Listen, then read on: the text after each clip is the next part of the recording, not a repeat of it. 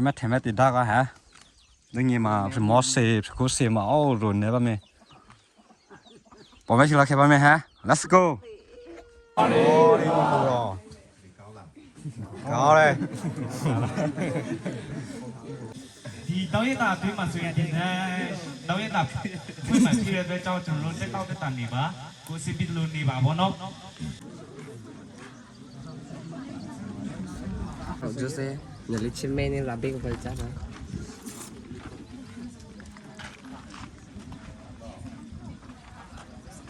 င်္ဂလာပါနော်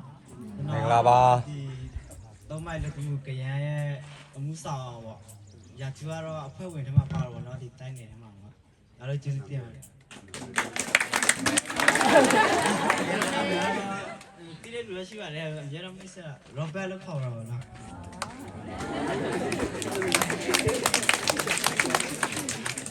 အားလုံးပဲမင်္ဂလာပါပေါ့နော်ကျမတို့တော့အများသိကြမှာထင်တယ်နော်ကျမနာမည်ကမော်ဒလင်းအောင်မလေးပေါ့နော်နေတာတော့ပြန်ချက်ခုအခုလောဆယ်တော့ဒီလူငယ်မှာကအထွေမှုအနေနဲ့ပေါ့နော်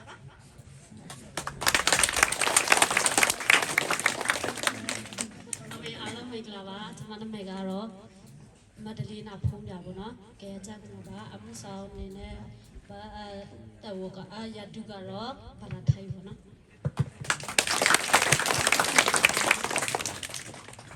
အားလုံးပဲမင်္ဂလာပါကျွန်မနာမည်ကမော်လူညာပါနော်ကရန်ချက်မှာနေပါတယ်အခုလောဆယ်ကဒီအမှုဆောင်ထဲမှာအဖွဲ့ဝင်နေရာမှာတာဝန်ယူနေပါတယ်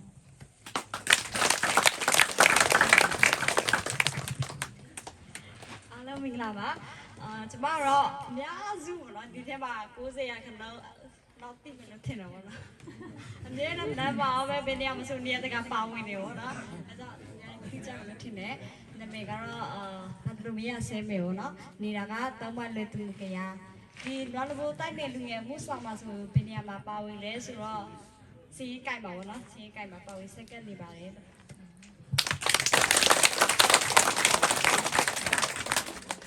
အားလုံးပဲမင်္ဂလာပါကျမအားလုံးတော့တွေ့ဖူးမဲ့ထင်တယ်နော်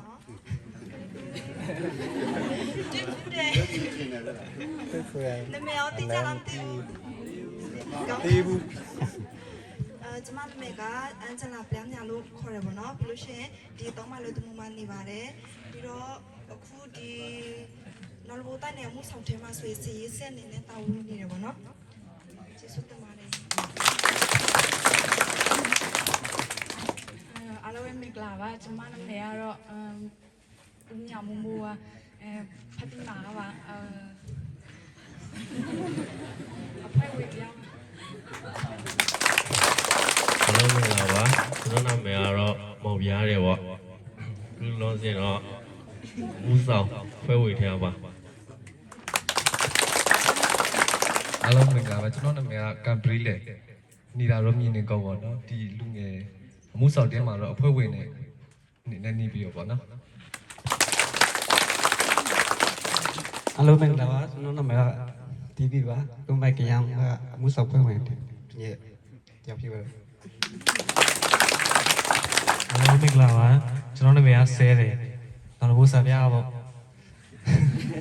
အဖွဲ့ဝင်ရအားလုံးမင်္ဂလာပါကျွန်တော်နာမည်ကလီတယ်ညနော်ညမှုဆောင်တဲ့ဖက်တီမှုနော်နာမည်ကဖရီမယ်ဒီတော့ဆိုတော့ဖွဲ့ပြီးရောက်ပါပဲ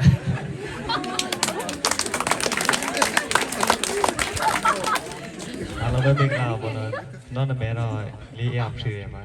ဖတ်တိမမနေပါလေးရဖရီ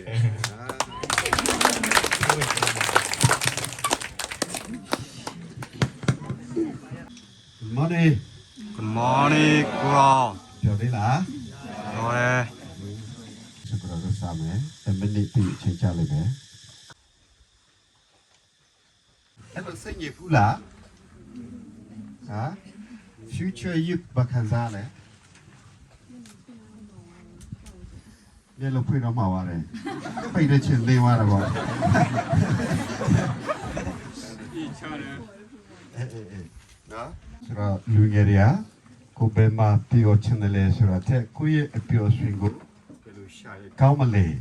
နော် ဘယ်လိုပြောထွေမှုကိုရှိုင်ကောင်းမလဲအဲ့ဒါတော့စဉ်းစားကြည့်ပေါ့နော်အပြီးကတော့မေခွန်းနောက်ထပ်3ခုပြီးမယ်ကိုစဉ်းစားကြည့်မယ်နော်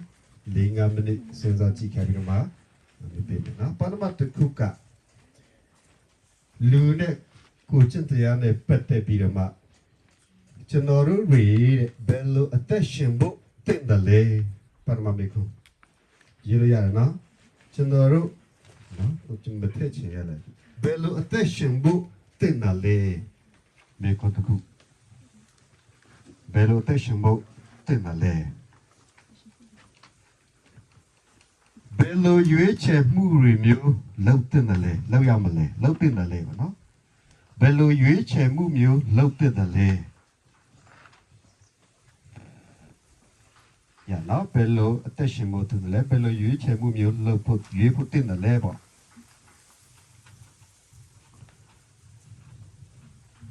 တတိယမေခွန်းကတော့ဘယ်အရာတွေကလူဘဝကိုအသက်ရှင်ရဖို့အကျိုးနဲ့စေတယ်လဲတဲ့ဘယ်အရာတွေကလူဘဝကိုအသက်ရှင်ရတာအကျိုးပိုပြီးအကျိုးနဲ့စေတယ်လေအကျိုးနဲ့စေတယ်ဘယ်အရာကလူဘဝကိုအသက်ရှင်ရတာပိုအကျိုးနဲ့စေတယ်လေ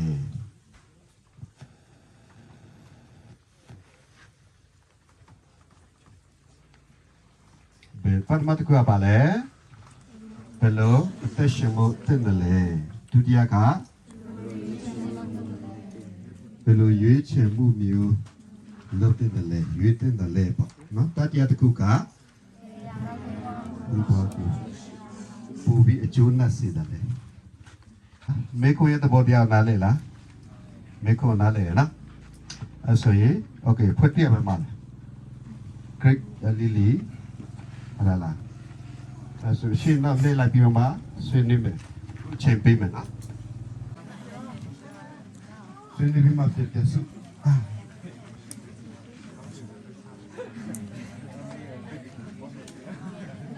那美国东部那边嘛哈，那是新美国嘞，这在这弄没，什么地方？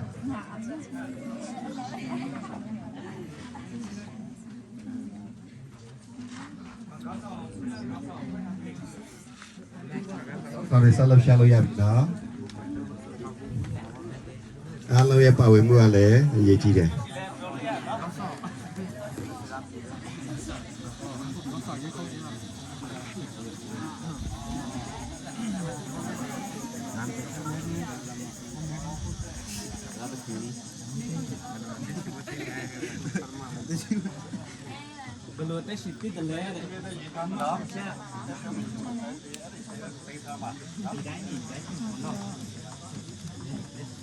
အလုံးအဖြစ်ဖွဲ့စီရဲ့ဖြစ်ကိုစာရွက်နဲ့တရွက်နဲ့ရေးထားမှာတပြောပြီးတော့မှဒီစာရွက်တွေလည်းကိုတော့တင်ထားပေးရမယ်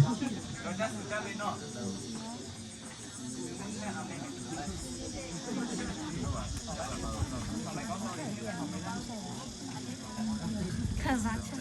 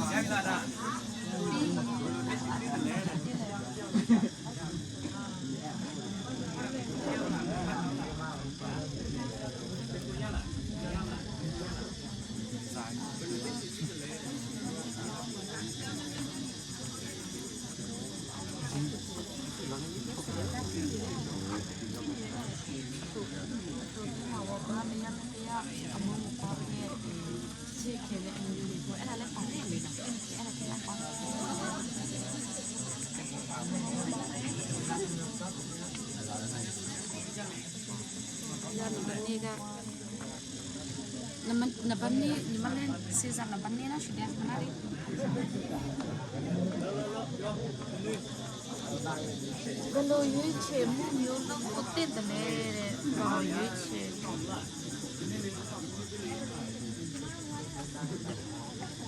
ဘယ်လိုရွေးချယ်မှုမျိုးလဲဘာလို့ trong ta rồi đấy à bo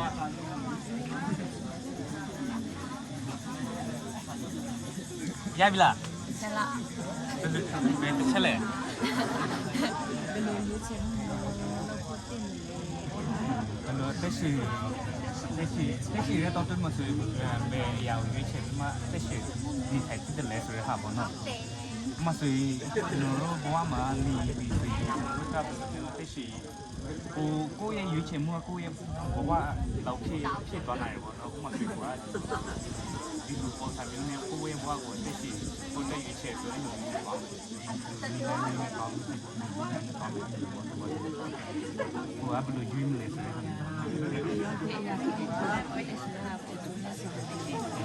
กูคนนี้นะไปหายาถ้ากูจินน่าสิเลยสุดแล้วอย่าบอกมีจ้าเลยเนาะ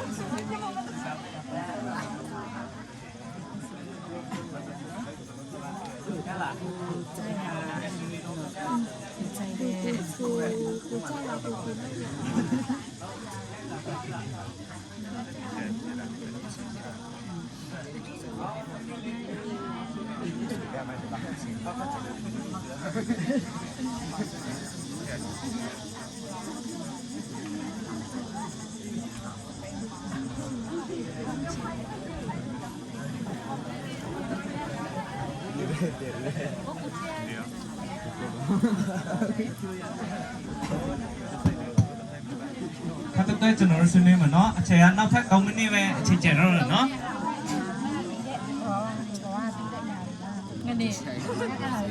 ผู้สาวสุนีแม่ลูกอะไม่คุ้นกับติชาเลถ้าปีมาถูกตัวก็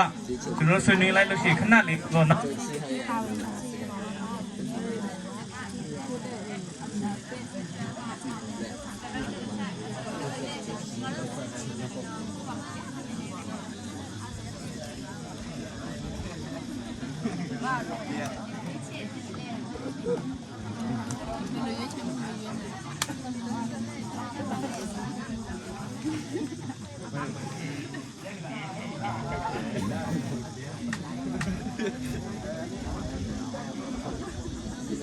เดี๋ยวบัสโซบัสซินี่บ่ายายลาดีกว่ายายลา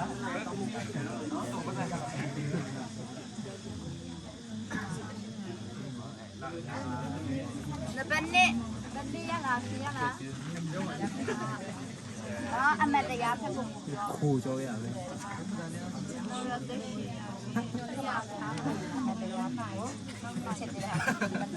ปั่นมือ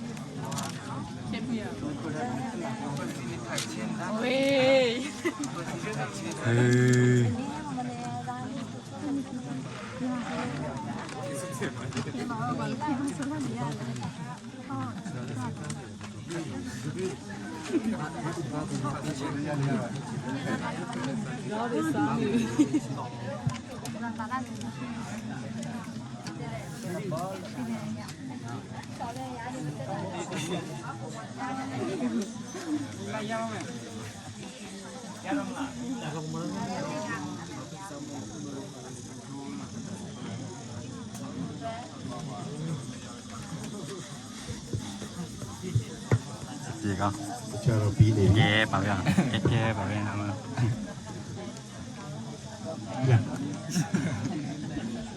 có sao cô lại cái biểu chỉ này đấy cha quay về thì要表情的呀不就是说表会呀啊ကျွန်တော်တို့ဖွဲ့ဆွေးထားတဲ့ဒီအပြာပေါ်တော့တော့ကနေစကားဖျက်ပြပေးပါမယ်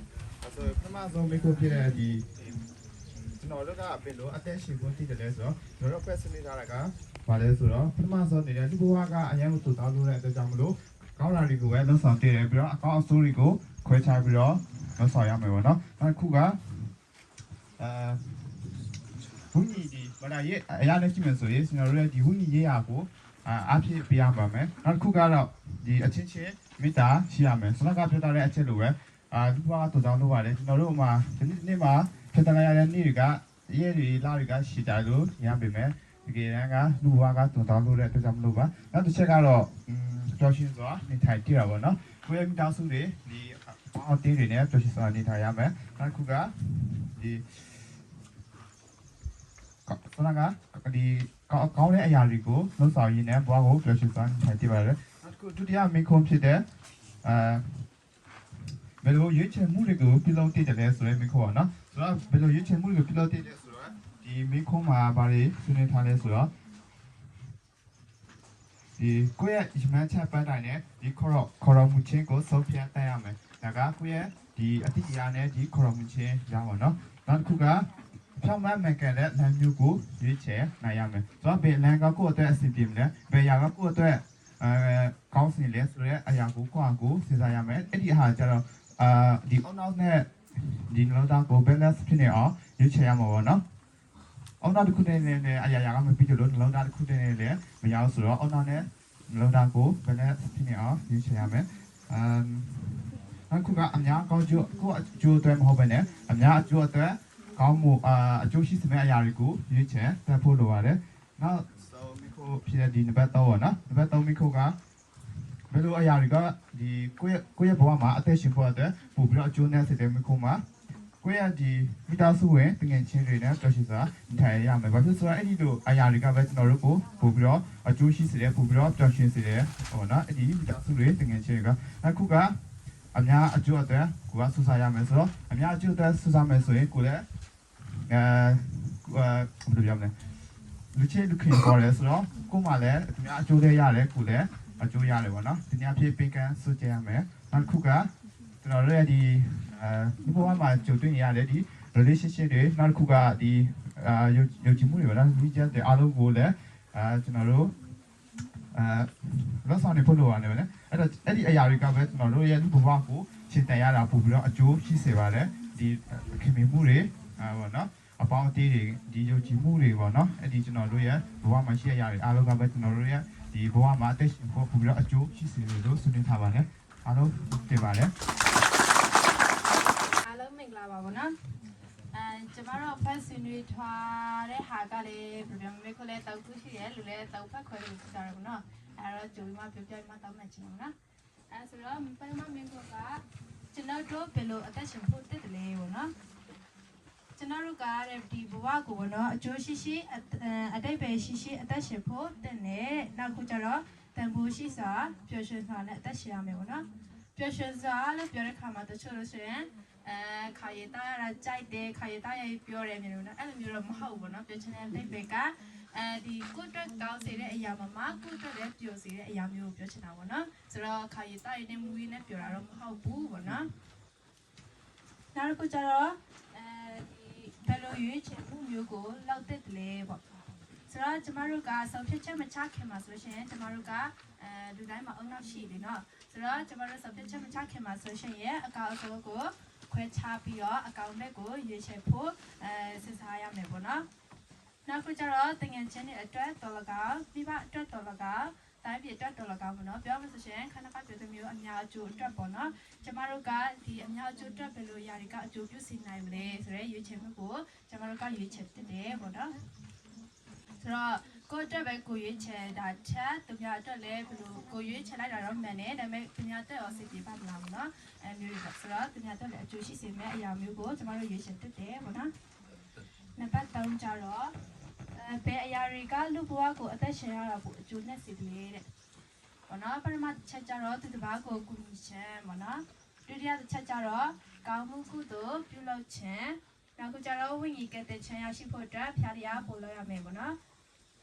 စတော့ထားတဲ့ခုကျတော့လူဘဝမှာလူတော်လူကောင်းဖြစ်မယ်ဆိုရှင်ကျ ကျမတို့ရဲ့ဘဝကတက်ရှည်ရတာကိုကျူးနေမယ်ပေါ့နော်အဲ့လိုပြောလိုက်တဲ့ခါမှာလူတော်ဆိုတော့ကျွန်တော်ကစာမရဘူးအဲ့မျိုးတော့မဟုတ်ဘူးနော်လူတော်လူကဆိုတော့လူကကောင်းတဲ့ဖက်နဲ့စဉ်းစားနိုင်ဆိုတာလူတော်ပဲနော်ဆိုတော့ဒီလိုလူမျိုးကိုပြောတာပါပေါ့နော်ဆက်တဲ့အောင်မ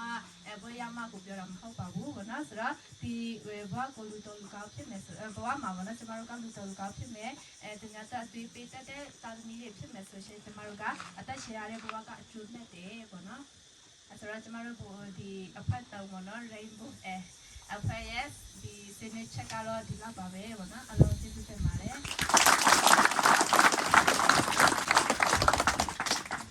ကျေးဇူးတင်ပါတယ်ရေမောဘယ်တော့ညာကျိုးအတွက်နော်သူတို့လုပ်မယ်စမ်းဆောင်မယ်ဆိုရင်ဘောဟာပူပြီးတိတ်ပဲရှိရဆိုတဲ့သဘောမျိုးညာဖြစ်တွေ့ရနော်အဲ့တော့ဒီကတော်တော်လေးစဉ်းစားကြတယ်တော်တော်လေးဆွေးနွေးကြနော်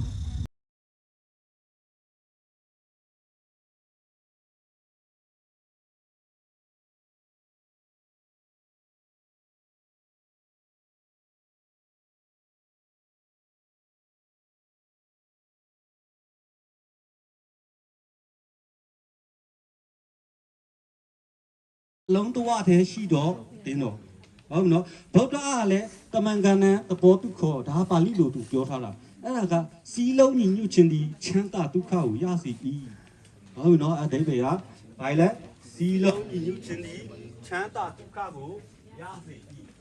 မိုင်းနဲ့ပြောရတာလည်းမောတာပါဘာလဲပြောကြည့်ပါဦးအတိတ်တွေကစီးလုံးညီညွတ်ခြင်းဒီချမ်းသာဒုက္ခကိုရစေဟုတ်နော်စီးလုံးညီညွတ်ခြင်းကချမ်းသာဒုက္ခကိုရစေတယ်လို့ဒါဗုဒ္ဓကလည်းပြောထားတယ်။ဒါဆိုရင်ငါတို့တွေဘာဖြစ်လို့စီးလုံးညီညွတ်ရမှာလဲပူပေါင်းဆောင်ရွက်တင်တာလဲ။ဟုတ်ပြီနော်ငါတို့ရဲ့နော်ဒီလှုပ်ဆောင်နေတဲ့ကိုယ့်ရဲ့တာဝန်ကြရနေရအတီးတီးမှာနော်ဘယ်သူတွေနဲ့ပူပေါင်းဆောင်ရွက်တင်တယ်လဲ။ဒါဆိုရင်ဒီမေးခွန်းလေးကိုပထမဆရာပြောတာမြန်နေလားမသိတော့တစ်ခါလေးဆရာစကားပြောတာအမြန်။မြန်အဆင်ပြေလား။ဟုတ်ဒါဆိုရင်ဆရာတို့စကြည့်အောင်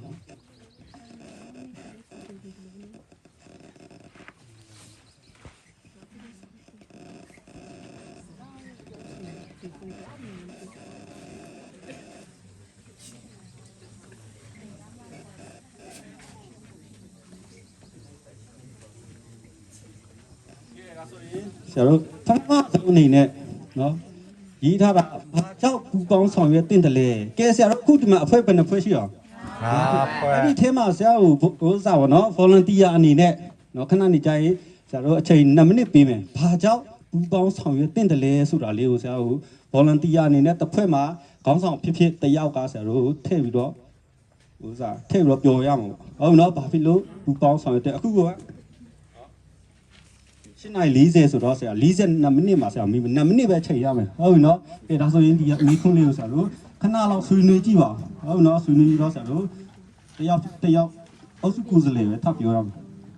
ကဲဒါလေးကိုစဉ်းစားကြည့်ပါဦးနော်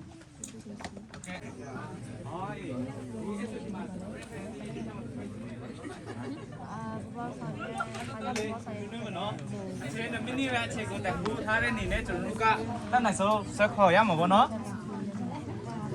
是你们喏，是你们喏。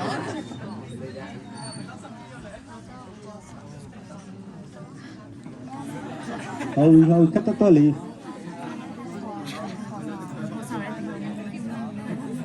是你们喏，钱那明年嘛喏。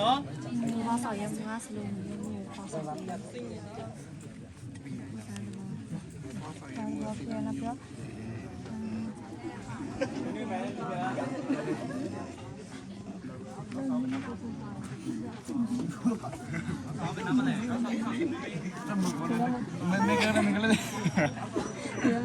给没呢嘛？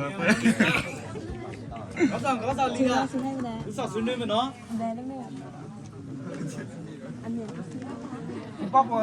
爸爸为啥要mua bà lẻ đấy?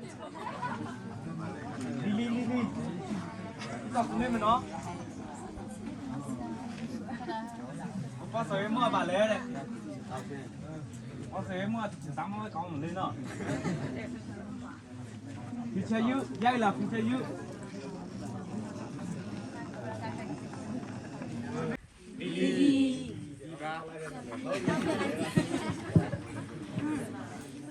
ပြောမယ့်အကြောင်းအရာကတော့ဘာကြောင့်ပူပေါင်းဆောင်ရွက်တည်တယ်ဘာကြောင့်ပူပေါင်းဆောင်ရွက်တည်တယ်လဲဆိုရတော့ဒီလိုပူပေါင်းဆောင်ရွက်ခြင်းဖြစ်အခြေကုန်တက်တာပြီးတော့စုစည်းမှုကိုလည်းဖော်ဆောင်နိုင်နောက်ပြီးတော့စီလုံးညွှန်းမှုကိုလည်းပြရတယ်ကိုယ်ပိုင်ပြီးတော့တူနဲ့တူဟာအသွေးမတူသူရဲ့ကိုယ်ပိုင်သိဉာဏ်လည်းမတူအဲကြောင့်ကိုယ်အသွေးသူ့အသွေးဖလှယ်လို့ရနိုင်အဲကြောင့်အခြေကုန်လည်းတက်တာတယ်ဉာဏ်လည်းပြီးတော့သူ့အသွေးကိုယ်သွေးတွေကိုလည်းသိနိုင်လို့ဆိုလိုဟုတ်ပါတယ်တယ်လီဆက်စီ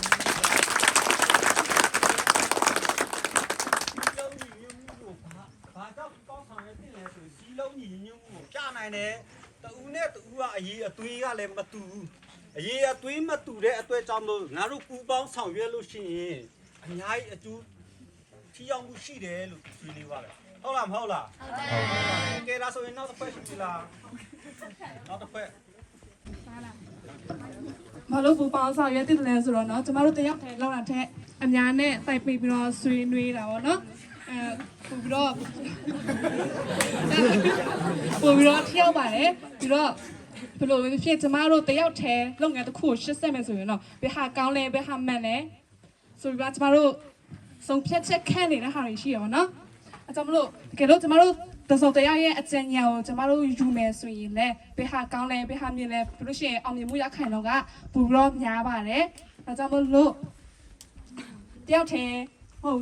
လုပ်ငန်းကိုလောက်ဆောင်ခြင်းတဲ့အညာနဲ့ပူပေါင်းစာရွက်တာကပိုပြီးတော့တက်တော်တယ်လို့ထင်ပါတယ်ရှင်ပြောရတာကတော့နော်လုပ်ငန်းတွေပြီးမြောက်ဖို့အောင်မြင်ဖို့ဆိုရင်တယောက်တည်းလုပ်တာတည်းဘာဖြစ်လဲအများနဲ့ပူပေါင်းပါဝင်ဆောင်ရွက်တင်တယ်လို့သူကဆွေးနွေးသွားတာကျေးဇူးတင်ပါတယ်ကဲနောက်တစ်ဖက်ပူပေါင်းဆောင်ရွက်မှုကပေါ့နော်ပို့ပြီးတော့မှထိရောက်မှုရှိတယ်ပေါ့နော်အောင်မြင်မှုပိုရှိတယ်ပေါ့နော်ပြောမှဆိုလို့ရှိရင်စကပုတ်လည်းအများကြီးရှိတယ်ပေါ့နော်အဲ့မှာဆိုလို့ရှိရင်အခုစကပုတ်တွေရပြောမှဆိုလို့ရှိရင်အချောင်းတရားရှိတော့အများလူအများမချိုးနိုင်ဆိုတဲ့လိုမျိုးပဲပေါ့နော်များကကဲလို့တချောင်းပဲရှိမယ်ဆိုလို့ရှိရင်တော့လူကခဏလေးနဲ့ချိုးလို့ရတယ်ဒါပေမဲ့အချောင်းတရားရှိမယ်ဆိုလို့ရှိရင်တော့ချိုးနိုင်မှာမဟုတ်ဘူးအဲ့လိုမျိုးပေါ့နော်ပြီးတော့ဝါများလေမြက်ကူးနိုင်ဒီဆိုတဲ့လိုမျိုးပေါ့နော်အကယ်လို့ရေရကြီးမယ်ဆိုလို့ရှိရင်ပေါ့အဲ့လိုမျိုးဆိုလို့ရှိရင်ဝါကတချောင်းထင်းနေဆိုလို့ရှိရင်တော့မြုပ်သွားမယ်အကယ်လို့ဝါကအများကြီးရှိမယ်ဆိုလို့ရှိရင်ဖောက်အဖြစ်နဲ့ပြုလုပ်လို့ရတယ်အဲ့လိုမျိုးပေါ့နော်အဲ့ဒါကြောင့်ပြီးတော့ဝါမကွဲပဲနီးရေမဝေနိုင်ဝါကွဲမှသာရေဝေနိုင်ဒီဆိုတဲ့လိုမျိုးပေါ့နော်အကယ်လို့ငါတို့စီလုံးမှုမရှိဘဲနဲ့တကွဲတပြားဖြစ်နေမယ်ဆိုလို့ရှိရင်တော့ဒီပအန်ဒရယ်တွေပဲဖြစ်ပေါ့နော်ကိုထက်အားကြီးလူတွေကကိုလာပြီးတော့မှဖိနှိပ်ထုတ်ထတော့ခိုင်ရလိုက်မယ်အဲ့လိုမျိုးပေါ့နော်ပြီးတော့မှကြီးလိုဝိုင်းကူညီပြီးကျက်တူဖြူဥလိုစုစည်းပါတယ်အဲ့ဒါကကျတော့အကယ်လို့ကြီးတွေဟာဆိုလို့ရှိရင်ကြီးလိုက်ပါအကယ်လို့ကြီးကန်းတွေကအကယ်လို့တကောင်អော်ပြီဆိုလို့ရှိရင်သူတို့ကကလုံးလိုက်ပြီးတော့မှអော်ကြတယ်ပေါ့နော်ပြီးတော့မှကျက်တူဖြူဥတွေမှာဆိုလို့ရှိရင်လည်းကြီးလိုက်ပါသူတို့ကတခုတည်းမဟုတ်ဘဲနဲ့သူတို့ကအများကြီးစုစည်းထားတာကိုငါတို့တွေ့ရပါတော့အကယ်လို့အဲ့လိုမျိုးလိုက်ပြီးတော့မှစုစည်းမယ်စီးလုံးမယ်ဆိုလို့ရှိရင်တော့ဒီပါအဒရယ်ပဲဖြစ်ကာကွယ်နိုင်မယ်အဲ့လိုမျိုးပေါ့နော်ပြန်လည်းခုခံနိုင်မယ်အဲ့လိုမျိုးပေါ့နော်ပြီးတော့အကယ်လို့ကျမတို့ကပေါ့နော်အဲ့လိုမျိုးပူပေါင်းဆောင်ရွက်မယ်ဆိုလို့ရှိရင်တော့အကယ်လို့ကခေါင်းတလုံးထင်းနေပဲစီးစားမယ်ဆိုလို့ရှိရင်တော့အဖြစ်တစ်ခုပဲထွက်မယ်အကယ်လို့ဒီထဲမှာရှိတဲ့လူငယ်130ကျော်ကပေါ့နော်အကယ်လို့ခေါင်းက130ကျော်ရှိတယ်အဲ့ဒီ130နဲ့အဲ့ဒီခေါင်းတစ်လုံးနဲ့ရှင်းကြည့်လိုက်မယ်ဆိုလို့ရှိရင်တော့130ကျော်ကဘယ်လိုဖြစ်သူတို့ကပို့ပြီးတော့အားတာမှာအဲ့လိုမျိုးပေါ့နော်ပြီးတော့မှနိုင်ငံရေးမှာပဲကြည့်မယ်ဆိုလို့ရှိရင်ပဲဖြစ်လူမှုရေးပဲဖြစ်ဘာသာရေးပဲဖြစ်စီးပွားရေးပိုင်းမှာပဲဖြစ်အကယ်လို့ကိုကစီလုံးမှုရှိရဖွဲ့ဟာဆိုလို့ရှိရင်တော့ပို့ပြီးတော့အားတာတော့လိုက်မယ်ဥမာကဲလို့ကြည့်လိုက်ပါဒီအခုမှ grade group က9ဖွဲ့ရှိတယ်အဲ့ဒီ group 9ဖွဲ့မှာဆိုလို့ရှိရင်စီလုံးတဲ့ဖွဲ့ကပို့ပြီးတော့မှနိုင်သွားမှာပဲအားရသွားမှာပဲအဲ့လိုမျိုးပေါ့နော်ပြီးတော့မှအဲ့ဒီစီလုံးမယ်ဆိုလို့ရှိရင်တော့ပုံမကောင်းမတဲ့ idea ကိုလည်းရရှိမှာပေါ့နော်ပြီးတော့မှအလုပ်လဲ what dance ဆိုတဲ့အလုပ်လဲပို့ပြီးတော့ပြီးမြောက်မယ်အဲ့လိုမျိုးပေါ့နော်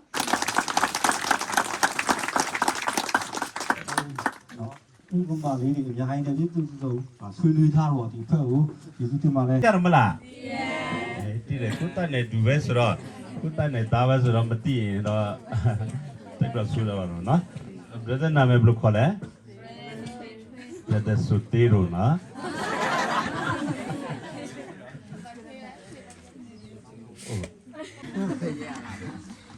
မင်္ဂလာပါ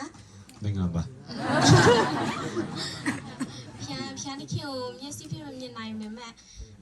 စိတ်နဲ့ခံစားကြည့်လို့ရပါတော့ဟိုမှာသူ ဖန်ဆင်းထားပေးတဲ့လူသားတွေကိုပြီးတော့မှတဘဝပတ်ဝန်းကျင်တွေတောတောင်ရင်မြေတွေကလည်းသိမြင်နိုင်တယ်ဖျားတခင်ကဖန်ဆင်းထားပေးတာပေါ့နော်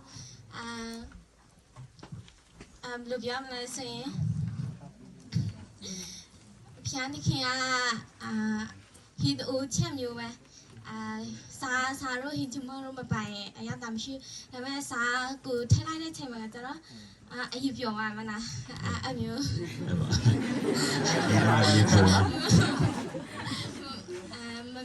အယူပြောပါခါကြမမြင်နိုင်တော့ဒါပေမဲ့သူ့ရဲ့အရသာခံစားရတယ်အမျိုးပေါ့ဖျားတခင်လည်းအမျိုးပဲလို့ပြောချင်ပါတယ်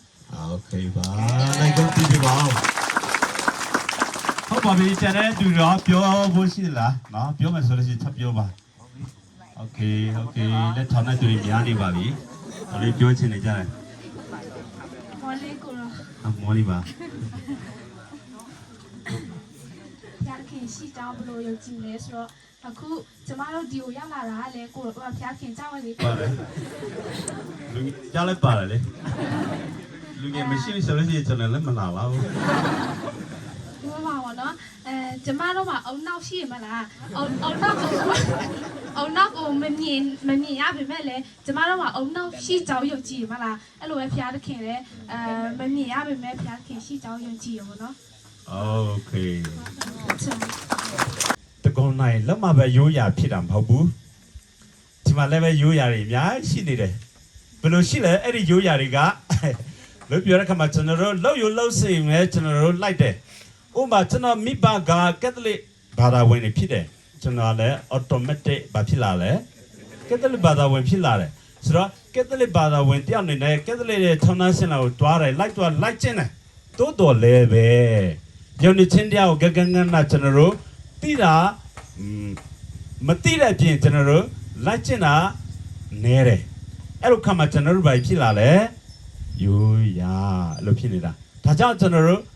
ယုံကြည်ခြင်းတရားနဲ့ပတ်သက်လာတဲ့ခါမှာကျွန်တော်တို့နော်ကက်သလစ်ရိုးရာမဖြစ်ဘူးဟိုနေ့ကဆိုလို့ရှိရင်လည်းမစ္ဆာသွင်းမှာမစ္ဆာအကြောင်းကိုကျွန်တော်ပြောခဲ့တယ်နော်အဲ့ဒါသူတို့မျိုးရိုးရာတွေပဲဖြစ်ဖို့လိုတယ်ဆိုတော့ကက်သလစ်ရိုးရာနိချင်းရိုးရာဗုဒ္ဓရိုးရာဟိန္ဒူရိုးရာစသဖြင့်ပေါ့ဒီလိုမျိုးရိုးရာတွေမဖြစ်ကြဖို့ကျွန်တော်တို့အထူးဖြင့်ကျွန်တော်တို့အတိုင်းတော်တွေမှာရိုးရာမဖြစ်ဖို့ကျွန်တော်သတိပေးချင်တာဖြစ်တယ်ဒါကြောင့်ယုံကြည်ခြင်းတရားနဲ့ပတ်သက်လာပြီလို့ပြောတဲ့ခါမှာကိုယုံကြည်တဲ့အရာကိုသိဖို့လိုတယ်ကိုသိတဲ့အရာကိုကျင့်ဖို့လိုတယ်နော်ဆိုတော့ပြောချင်တာဒါကြောင့်နောက်ကျွန်တော်တို့ယုံကြည်တဲ့ဖျားခမည်းယုံကြည်တဲ့ဖျားဘယ်လိုဖျားမျိုးလဲလို့မေးမယ်ဆိုလို့ရှိရင်ခုနပြောတယ်ယုံကြည်ခြင်းချက်ကိုကျွန်တော်တို့တီရီချလေးယုံကြည်ခြင်းချက်လို့ပြောတဲ့ခါမှာဘယ်နှပိုင်းရှိလဲ12ပိုင်းရှိပါတယ်နော်အဲ့ဒီ12ပိုင်းလုံးကိုကျွန်တော်တို့လည်းပူဘရကကနနာပူဘရတိအောင်လေးလာကြပါတိအောင်လောက်ကြပါအဲ့လိုဆိုလို့ရှိရင်ကိုယုံကြည်တဲ့အရာကိုနော်အနေနဲ့အများကျွန်တော်တို့တိလာမှာတိလာပြီးတော့နော်ကျွန်တော်တို့ပူဘရကျင့်ကြံမှုကပူဘရတော့အတိတ်ပဲရှိလာမယ်တော့မဟုတ်ရင်ကျွန်တော်တို့ဒီခုနပြောသလိုမျိုးပဲလောက်စင်တခုလိုမျိုးပဲကျွန်တော်လောက်ထအဲ့လိုပဲရှိတော့နော်အဖေကဖျားကြောင်းတွားတယ်ဆိုလို့ရှိရင်နော်တာသမီးကဒီတိုင်းပဲလိုက်တွားရတယ်တဘောတရားမျိုးမဟုတ်ရအောင်မဖြစ်အောင်ဆိုတော့ကျွန်တော်တို့လောက်တဲ့အရာကိုယုံကြည်တဲ့အရာကိုဖျားတဲ့ပုံမှာထားရှိတဲ့ယုံကြည်ခြင်းတရားကိုယုံကြည်ခြင်းတရားဒီအသက်ရှင်ဖို့လိုတယ်ပေါ့ကိုယုံကြည်ခြင်းကအသေးယုံကြည်ခြင်းမျိုးမဟုတ်ပဲနဲ့အရှင်ယုံကြည်ခြင်းဖြစ်ရမှာပေါ့ခုန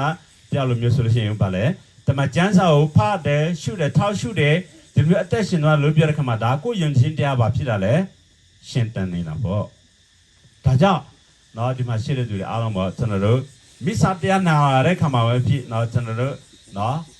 ဖဲဆိုလေဖဲနာဖုန်တက်ဆက်ဆိုတော့ကျွန်တော်တို့ဒီအတွင်းဆက်ကနေနော်လာတဲ့လောက်ရတဲ့ဖြစ်ဖို့အရန်လိုအပ်တယ်ဆိုတော့ကျွန်တော်တို့မိစ္ဆာတရားမှာအထူးဖြင့်ကျွန်တော်တို့မိစ္ဆာတရားဆိုတာဘာလဲဆိုတော့အချိန်ရတယ်လို့ကျွန်တော်လည်းပါလေယောနောဘရထက်သွားမှာနော်ဆိုတော့ကျွန်တော်မစ္ဆာတရားမှာနော်ကျွန်တော်တို့ဒီဟိုပေါ့ဘုန်းကြီးကမင်္ဂလာစကားရွတ်ဆိုတယ်နော်စသဖြင့်တော့ကိုရမြောက်ဖန်ဆင်းတယ်ပြီးတော့ကိုရမြောက်ပြင်ယူကြတယ်လို့ပြောတဲ့ခါမှာပြင်ယူရမယ်တဲ့တော့ပြီးပြင်ယူလိုက်တယ်ဒါပေမဲ့ပြင်ယူတဲ့အရာကိုသူဘယ်လိုခံယူချက်ရှိပြီးတဲ့နောက်သူဘယ်လောက်ထိယုံကြည်ခြင်းတရားရှိပြီးတဲ့နောက်သူပြင်ယူတာလဲအဲ့ဒါကျွန်တော်တို့ ဒါဒီတကယ်အဖြစ်တွေပေါ်လာတော့ဗောနော်ဒါကြောင့်ကျွန်တော်တို့နောက်ပြင်ရတဲ့အရာကဘာလဲတခင်ခွတ်တော်ရဲ့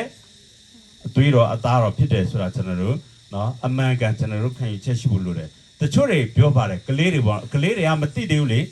အခုခေတ်ခုခါကိုရမြပြင်တယ်လို့ပြောတဲ့ခါမှာလည်းပဲသူတို့တွေနော်တချို့တွေဆိုလို့ရှိရင်ပွဲလောက်ချင်တော့အမိဘကနော်ပွဲလောက်ပြင်မှာဆိုတော့ငါကိုရမြပြင်မှာကွာတဘောတရားမျိုးလောက်ပဲခံယူချက်ရှိကြတာတော့ဒါကလေးရဲ့နော်အနေထားပေါ့ဒါပေမဲ့ကျွန်တော်လူငယ်တွေလူကြီးတွေနော်ကိုရမြပြင်ရတယ်လို့ပြောတဲ့ခါမှာဘယ်လိုမျိုးဘာကြောင့်ပြင်ရတာ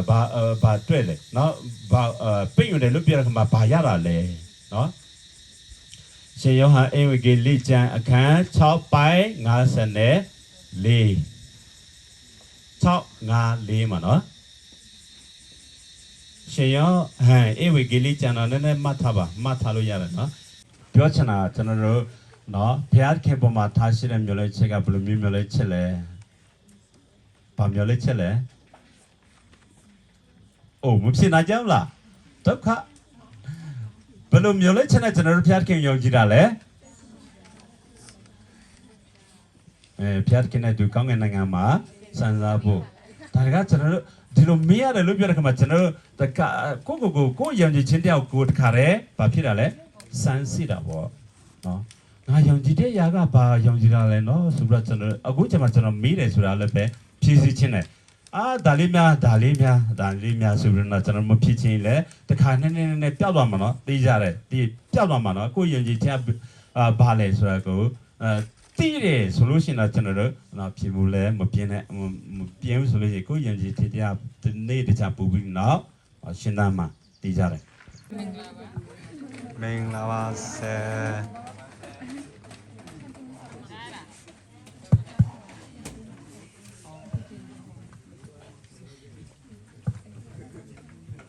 ဘယ်လိုလဲဘယ်နည်းရှိပြီလဲ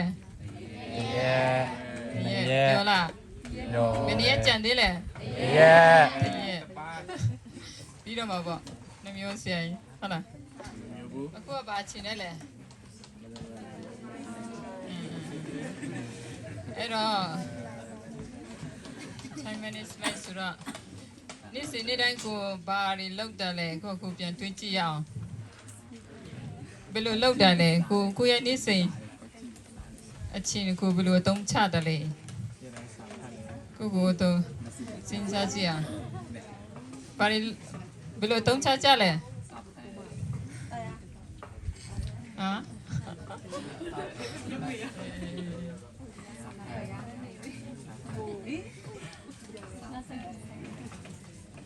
အဲ့လေနော်အခုကစီစဲကိုရတိတယ်မလားဒီမဲ့နာမည်ရောတိလားမြင်လဲမမြင်ဘူးဘယ်ကိုင်းရလဲလည်းမသိဘူးတကယ်မသိလဲမမြင်ဘူးလေသူရှိလားဒီစစ်စစ်ဟုတ်လားဆယ်တော့ကစင်ကျိုးဆက်နော်ယူပါယုံမြင်တော့စင်ကျိုးဆက်အတင်းကိုင်းလို့ခေါ်တယ်နော်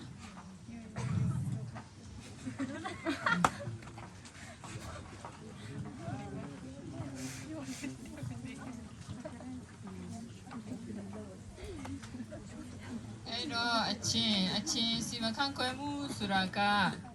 ပါတယ်လေ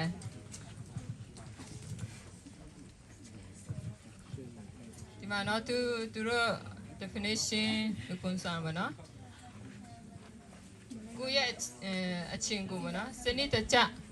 လှုပ်ဆောင်မှုများနဲ့ဘယ်လိုခွဲခြားရတဲ့ကိုစီစဉ်တဲ့လုပ်ငန်းနော်နေ့စဉ်နေ့တိုင်းကိုရဲ့ကိုလုပ်နေကြမလားဘယ်လိုကိုရဲ့အစီအစဉ်ကိုဆွဲကြအဓိကဒီမှာနော်ပြီးတော့ကိုပဲနေရာမှာငါပဲနေရာမှာအချင်းတွေပုတ်နေတာလေချင်းပုတ်ရရှိလားဘယ်ချင်းလဲဖုန်းကြည့်တဲ့ချင်းပြီးတော့ဘယ်နာရှိသေးလဲတနေ့ကုန်းမှာကိုဘယ်လိုအချင်းကဘယ်လိုမျိုးအပုတ်တဲ့ဟာပုံများတာလားကိုတုံးတဲ့ဟာပုံများတာလား အဲ့ဒါဆိုကိုအခုကတီးပြီးဆိုရင်တော့နောက်ကြတော့ကိုအချင်းစရာဆွေးရမှာနော်ကိုအချင်းစရာတွေဆွေးရမယ်ပါရီတူဆိုတဲ့တယောက်ကတည့်ရနီးရမှာပေါ့နော်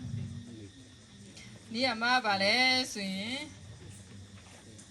ခုနကစီကန်တဲ့ချန်ကိုလုံးနေကောင်းကိုဟောလေခုနစောထားပြီးတော့ကိုညာဟောလေစင်ပြေတဲ့ fresh ဖြစ်တဲ့ချိန်မှာကိုလောက်တဲ့ခါကျတော့ကိုပြီးတော့အကောင့်စုပ်ကိုလောက်တဲ့ခါကျတော့ကို20လောက်ရင်80လောက်ရမှာပေါ့ဟုတ်ပြီလားကိုကရက်လာနော်ဒါအစိုက်ထုတ်မှုပေါ့ဒါရက်လာပေါ့ဒါကိုကဘယ်လိုတုံးချမှာလဲပေါ့ဒီဟာကျွန်တော်ကိုကတိတ်မရှိတိတ်မလို့မလို့အတဲ့ဟာကိုလောက်လိုက်တဲ့ခါကျရင်နော်ဒါကိုရန်ကိုလို့အရေးကြီးတဲ့ဟာဒါအရေးမကြီးပဲနဲ့ကိုလောက်လိုက်တဲ့ဟာတော့ကိုအားတော့အများကြီးကုန်သွားတာပေါ့နော်ရက်လာတော့နေသွားတာပေါ့ဟုတ်ပြီလားအဲ့ဒါတော့ရက်လာကိုပြောတော့ပေါ့နော်ကိုရဲ့စွမ်းအားထုတ်မှုကိုပြောတော့ပေါ့နော်အဲ့ဒီဆိုင်သူရဲ့ရှာဖွေရတဲ့နေရာမှာပေါ့နော်ဟုတ်ပြီလားအဲ့ဒါကို80လောက်အကျိုးရလာတဲ့ခါဟိုကျန်ကို20လောက်ပဲကိုအားစိုက်ထုတ်ရတယ်လေနော်အကျိုးရှိဟို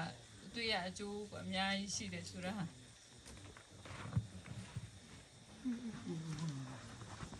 ပြီးရင်ဘဟုတုတဖက်မယ်ငါနိုင်မှာစတာလီထက်သွားရှင်းနိုင်ထိတောင်းတယ်ပြီးတော့ပြက်လာရောတိတော့ offline ကြည့်ရ9နိုင်ထိအဲ့မပြောသူမှကြောက်တွေ့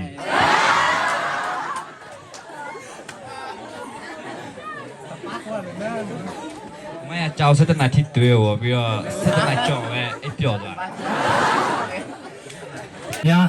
good afternoon. Kuro. Thank you very much. No?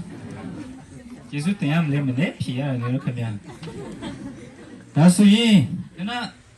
one on the carriage, ma. Lungi, Maha, be do it well, the kid here, be do it. A cheap dolly, ma. Who could be a cheap hola, no? ကိုမဟုတ်ရမကိုနာမနေတဲ့တူရမအတင်းတော့ဖျားတခေအချစ်တော်လေးလားကြည့်ပါနော်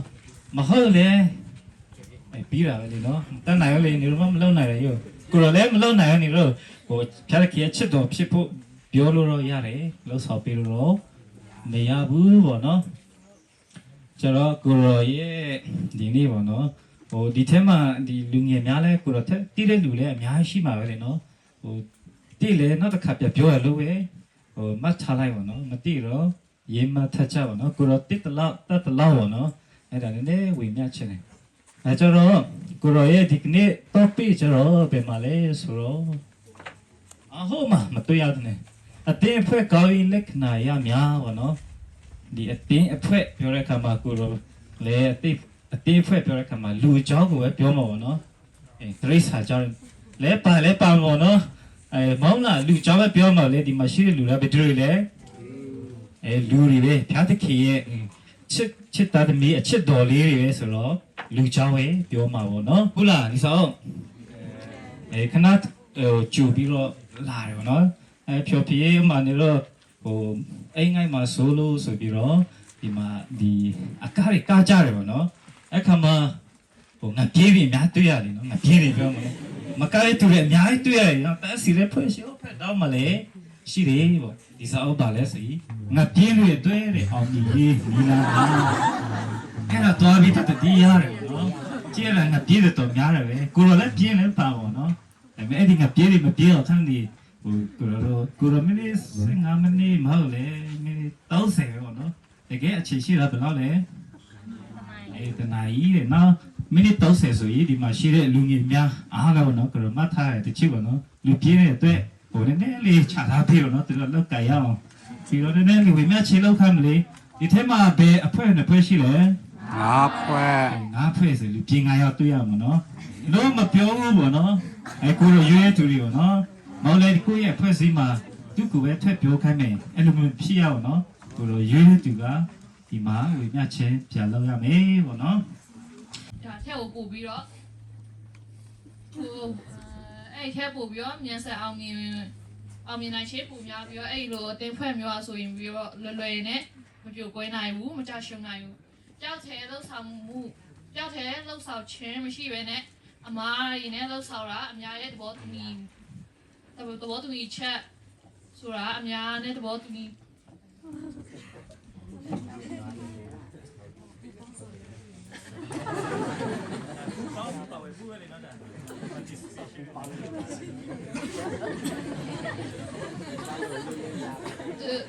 Yeah, so and you know, Queen, we are men, we try to think for Chicha, we are men. Again, Korea, Josu, man, I wish you meant to be a check, we are men, we try to be a check with your landing, the lawyer man, who Papa will move us, so you pray the Puma also, not also all the shame. A chain mommy, then I may snake all the shame, Janet, we the jam, we wait one I make also snake all the shame, that will win in it, one I want. Team member need to first problem you wanna into the door.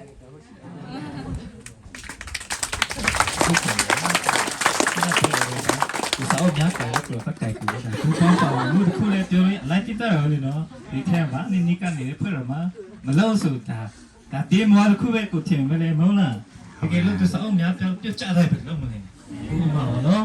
ဒါဘူးပေါပါမှုဒါတော့မဟုတ်လားနေတော့ဘယ်လိုတွေးလဲ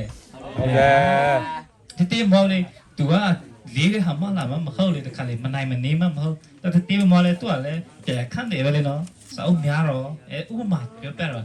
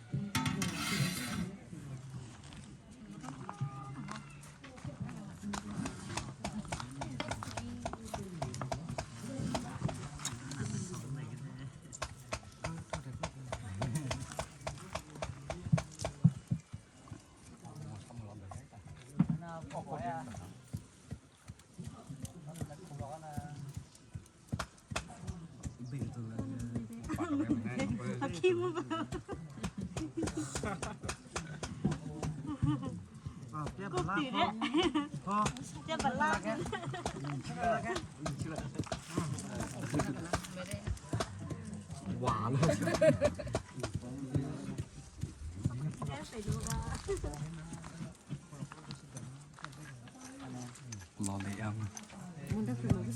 Phối nó sẽ thao vào hay xem không? Phối từ nó cũng bị chạm vào của mình nhau mà sẽ sẽ hát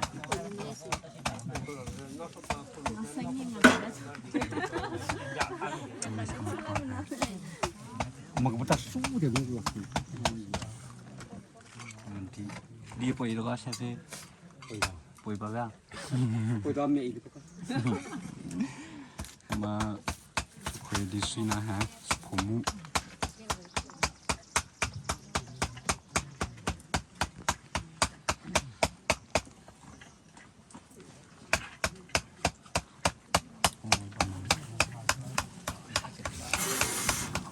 muốn lẹ sẽ ha muốn lẹ sẽ phơi từ nè lọt khá đấy bạn suy à đây là tiếng một thô sẽ đi bài nào tầm năm mà số na tầm na hả thô na tầm na bạn mà chỉ phơi phao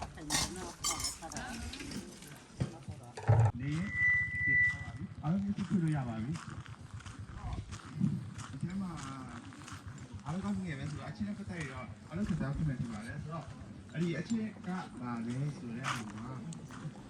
ခံယူထားတဲ့ဟာကိုညဝေပေးချင်လို့ရှိလားဆိုတော့ပလန်တီအနေနဲ့ညဝေခွင့်ပြုရမယ်ဆိုတော့ညဝေပေးချင်တဲ့လို့ရှိရင်ညဝေပေးလို့ရပါတယ်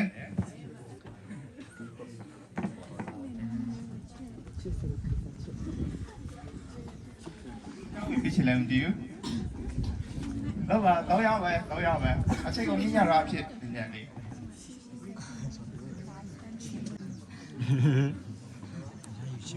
ချက်ဆိုတာဖြစ်တည်တာဟုတ်တယ်ဆိုတာကပေါ့နော်အချိန်မရှိဘူးနေရာမရှိဘူးဘယ်ချိန်မှာဖြစ်သွားလဲဆိုတာမသိလိုက်ဘူးပေါ့နော်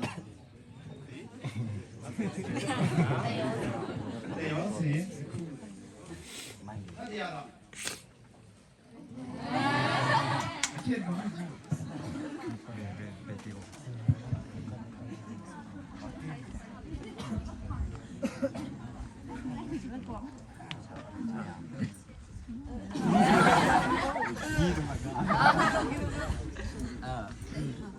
ကျွန်တော်တဲ့ရည်နဲ့ချစ်စရာတော့ခံစားမိလို့မရပါတော့အေးဆိုအချစ်ဆိုတာဆွေမျိုးမိဘပြီးတဲ့အချစ်အဲဆောက်ခံစားမိရပါတော့မိဘပြီးတဲ့ချက်ဘယ်ချင်းမှမတူသူများကိုယ်ပေါ်ဘယ်လောက်ချစ်တယ်ပဲပြောပြောအချစ်တဲ့ထားသွားမဲ့သူကြောင်လည်း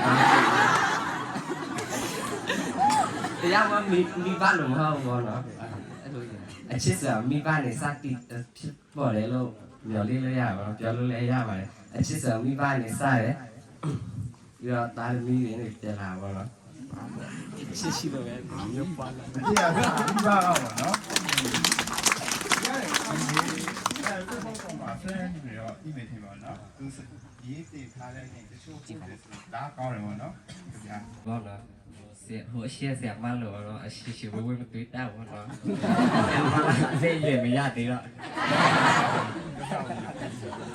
စီမခက်ခွဲမှုဆိုတာကိုရဲ့တနေတာတရတာဘာမှမဟုတ်တလာတာဖြစ်တဘဝစာဖြစ်နော်အဲ့ဒီအချိန်တွေဘယ်လိုတော့ချရမလဲဘယ်လိုတော့ပြရမလဲဆိုတာတိတိကျကျစီစီလာလို့မြေပါရဘောနော်စီမခက်ခွဲမှုငါ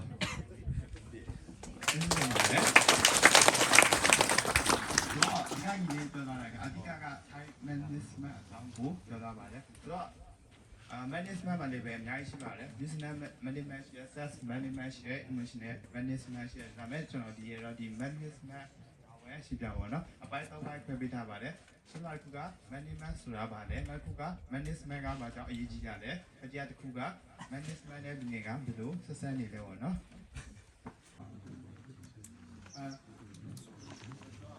management နဲ့ပတ်သက်ပြီးတော့ဒီစာရေးဆရာနဲ့ဒီတရားဆရာတွေ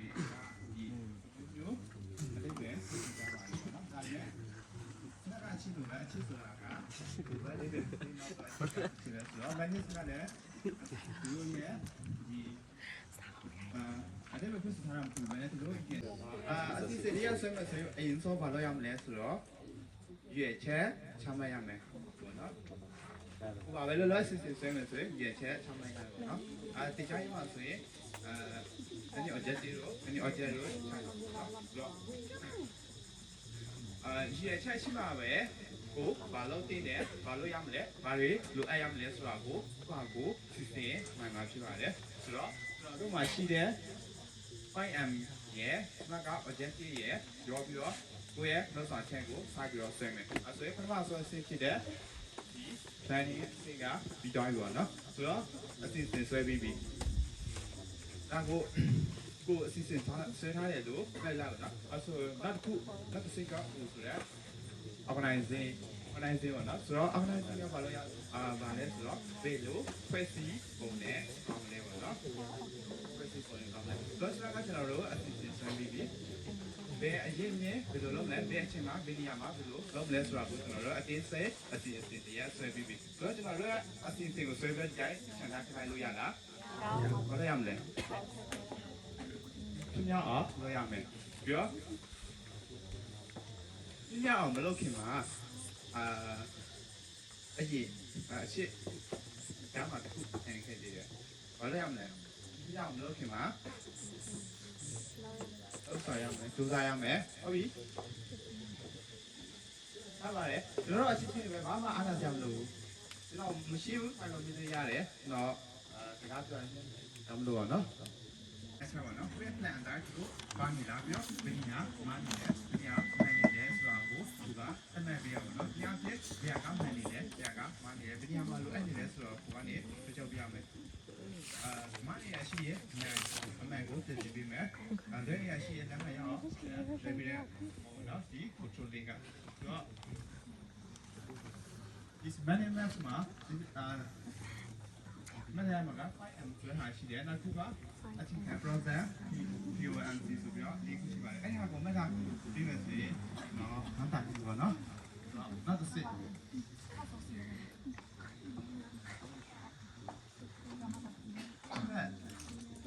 รับรองเลยสิเนาะนี่เนาะแมเนจเมนต์เนี่ยยี่ห้อนั่นก็แมเนจเมนต์ส่วนอะไรเนี่ยโปรเซสแมเนจเมนต์ก็เป็นส่วนนี่เนี่ยเราสร้างที่เป็นส่วนอะไร မင်္ဂလာပါဆယ်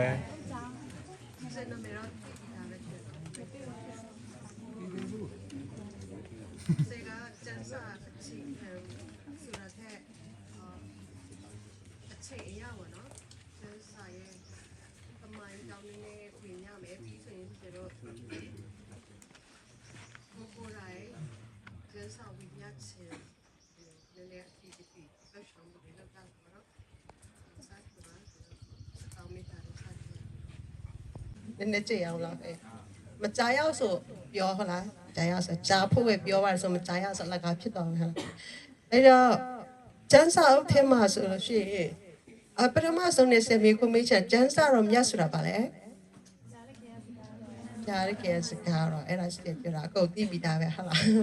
ဖြားရခဲ့စကားတော့တို့လည်းပြောတယ်ဟုတ်လားကျန်းစာကိုအင်္ဂလိပ်နဲ့ဘယ်လိုပြောလဲ Bible okay Bible ဆိုအင်္ဂလိပ်နဲ့ကျမ်းစာကို Bible လို့ပြောတယ် Bible ကို direct ပါရပြလို့ရှိရင်စာအုပ်တော့ပဲ Bible ဆိုတဲ့စကားကလက်တင်စကားကနေလာတာဟာလားအဲ့ဒါက book a book စာအုပ်တော့ပဲဟာလားဒီစရိုးတဲ့ဆိုရင်တော့တာမန်စာအုပ်တော့မဟုတ်ဟာလားစိန်ဂျီတော့ယဟနာဂျီတော့ပြောထားတယ်အဲ့ဒီကျမ်းစာအုပ်ကတော့အခုဒီတော့ဖျားရခင်နဲ့သက်ဆိုင်တဲ့စာကြည့်တိုက်ဖြစ်တယ်ဟုတ်လားဖျားရခင်နဲ့သက်ဆိုင်တဲ့အကြောင်းအရာအကုန်လုံးကိုဒီစာအုပ်ကျမ်းစာအုပ်ဆိုတဲ့စရိုးရဲ့သက်ရှင်မြင့်မြတ်တဲ့စာအုပ်လို့လည်းခေါ်တယ်သမလို့ရှိလို့ဆိုရင်ဖျားရဲ့အကြောင်းရေးထားတဲ့စာအုပ်အဲ့လိုမျိုးလို့လည်းခေါ်တယ်ဟုတ်လားအဲ့ဒီစာအုပ်ထဲမှာတွေ့နိုင်တယ်ဘာလဲတွေ့နိုင်တယ်လဲဆိုလို့ရှိရင်စရိုးဘဝမှာဟုတ်လားမေးခွန်းနေမေးစရာရှိလာတဲ့အခါဘာပဲဖြစ်ဖြစ်ကျမ်းစာအုပ်ထဲမှာသက်ဆိုင်အဖြစ်ရှိတယ်ယဟန္တာတွေကအဲ့လိုပြောဟုတ်လားအဲ့တော့စိတ်ကြည်လုံးပြောသလိုပဲကျမ်းစာအုပ်ဆိုတာအခုဒီတော့ဘုရားသခင်နဲ့သက်ဆိုင်တဲ့ဘာလဲစာကြည့်တိုက်စာကြည့်တိုက်ဖြစ်တယ်စာကြည့်တိုက်ဆိုမှတော့စာအုပ်တော့ပဲရှိလားအားရှိအမျိုးစုံလူချင်းတဲ့စာအုပ်တွေအမျိုးစုံရှိတာဟုတ်တယ်မလား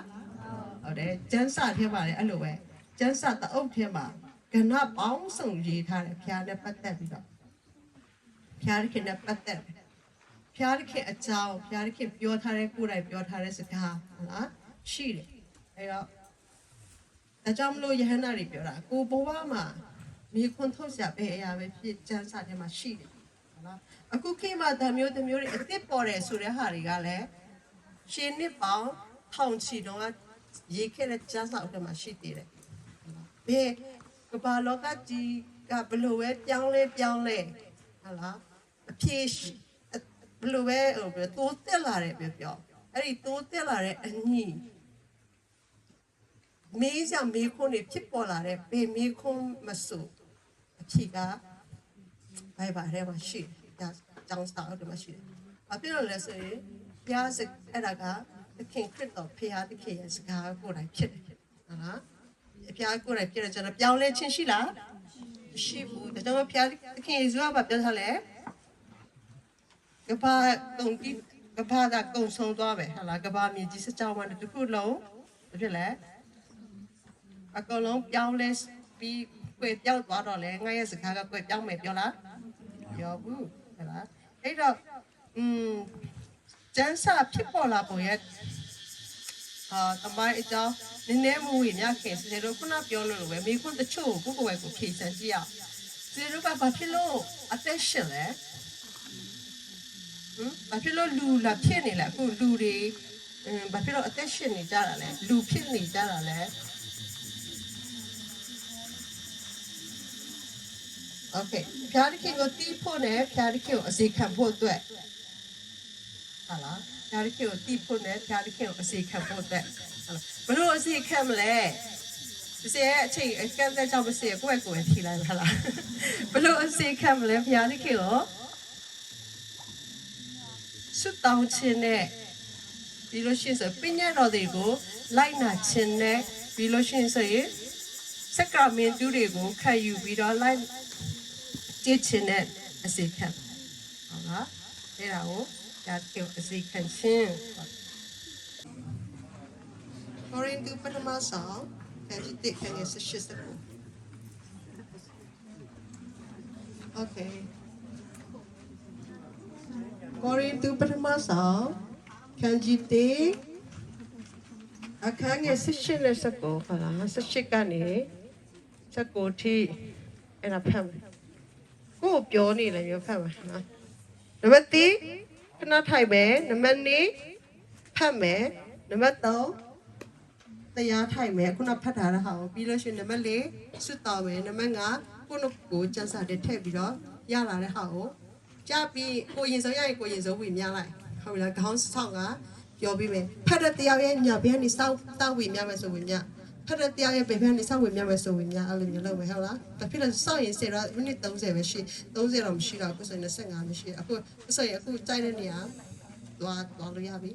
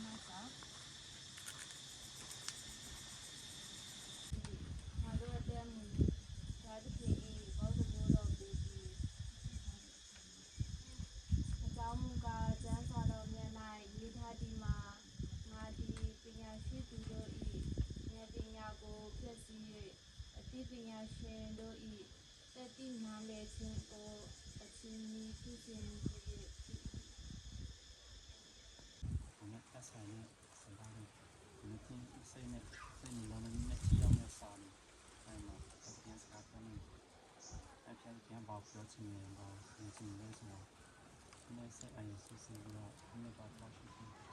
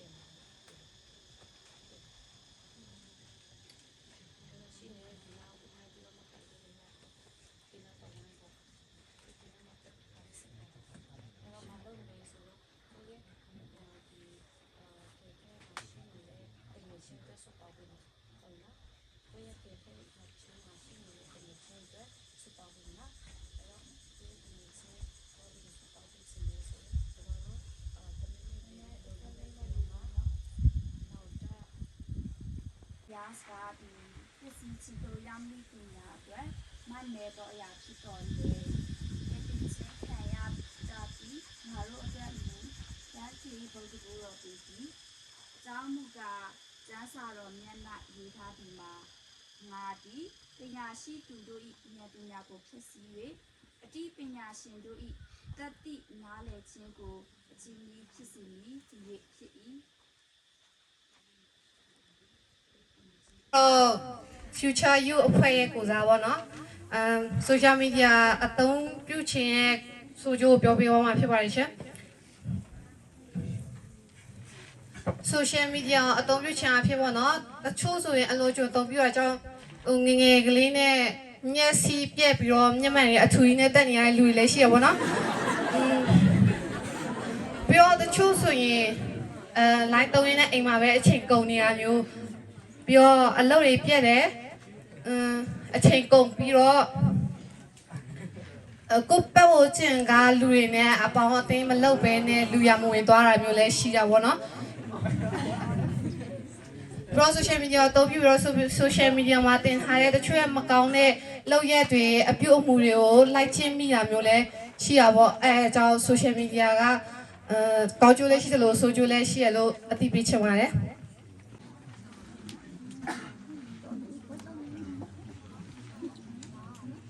social media ဝတ်ပြုချင်းဖြစ်ကောင်းကျိုးရတော့အတိတ်တော့တရားချက်လေးတွေတည်ရှိနိုင်ရဲ့ပြီးတော့ခုခေတ်ကလည်းတစ်စက္ကန့်တွင်းမှာဘာတွေဖြစ်သွားလဲဆိုတာအဲ့ဒီ social media ပေါ်မှာသိချာကြည့်လို့ရတော့ပြီးတော့ပညာတွေရှာလို့ရတော့ကိုသိချင်တဲ့ပညာဘာဟုတတားတွေကိုအဲ့ဒီ social media ပေါ်မှာလည်းတကူရှာကြည့်လေ့လာနိုင်တော့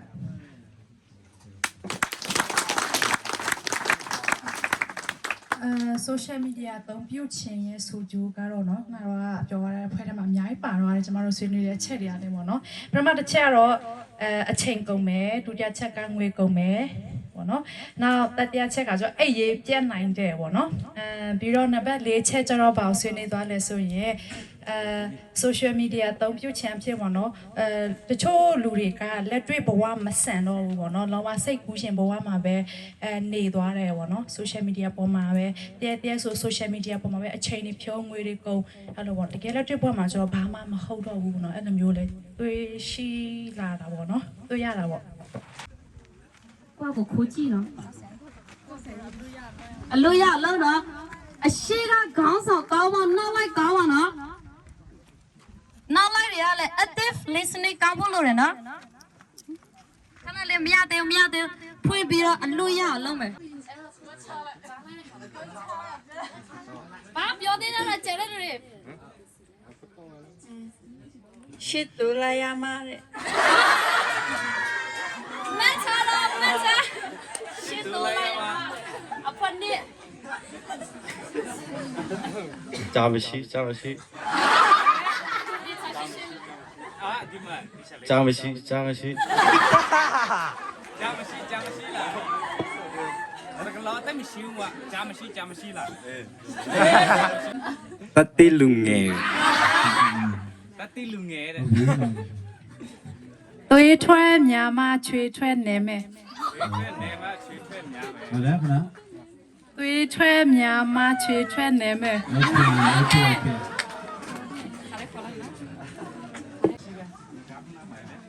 ချစ်တိုင်းလည်းမညာညာတိုင်းလည်းမချစ်အဖွင့်နေခါကျတော့ใจမရှက်ငိုင်းမရှက်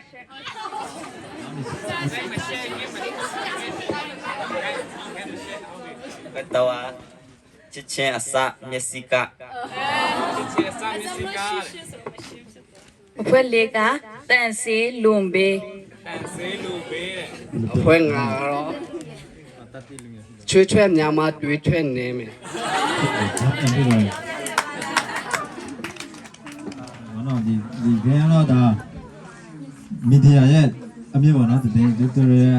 အမြင်ဒီဆိုတာရှိတယ်ပေါ့နော် fake news ပေါ့တချို့ဆိုတဲ့နေအရန်ဖြန့်တယ်နော်မဟုတ်နဲ့ဖြန့်အဲ့လိုတဲ့မှာကိုဖတ်ပြီးမှယုံနေဟိုမှာဟိုလာဖြစ်ပြီးတိုက်ပွဲဖြစ်ဆိုမှပြောတယ်လည်းတော့မလာပြီဆိုကွာထပ်ပြီးဆိုတော့ဘာမဟုတ်အမျိုးပေါ့ဒါတဲ့ပေါ့နော်သူရဲ့မကောင်းကျိုးနော်ဆွေးတဲ့မှာ มุลเลสินะกลัวชาเลยก็มาชันเดินนะแกชาสิฮะ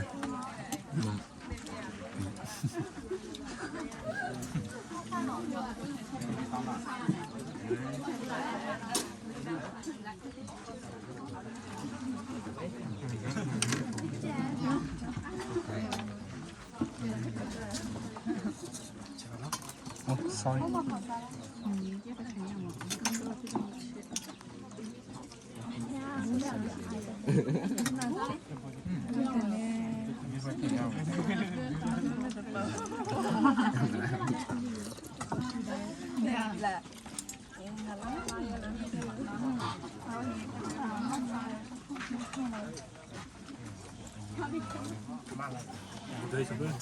伊朗嘛，伊是八个。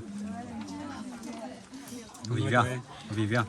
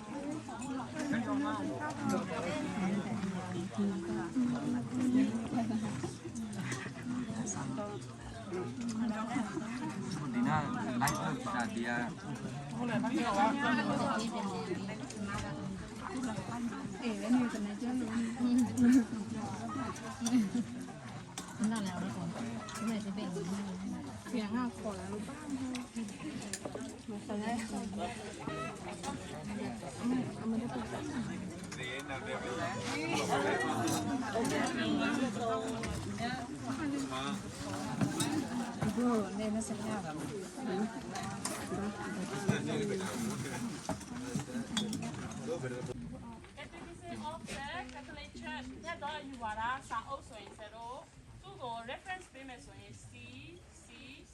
ဟုတ်လား C တောင်းလို့အဲ့ C တောင်းလို့တွေ့အဲ့ဒါဘာလဲမသိဘူးပြောတယ်ဟုတ်လားမြတ်တော့ယူဝါဒစာအုပ်ရဲ့နံပါတ်တွေသွားတာဖြစ်တယ်ဒါကြောင့်မို့ဆရာတို့က categorization လို့ပြောလိုက်လို့ရှိရင်